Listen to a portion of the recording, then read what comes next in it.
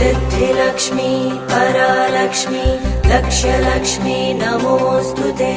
ब्राह्मीं च वैष्णवीं भद्रां षड्भुजां च चतुर्मुखां त्रिनेत्रां च त्रिशूलां च पद्मचक्रगदाधरां पीताम्बरधरां देवीं नानालङ्कारभूषितां तेजपुञ्जधरां श्रेष्ठां ध्यायेत् बालकुमारिकाम्।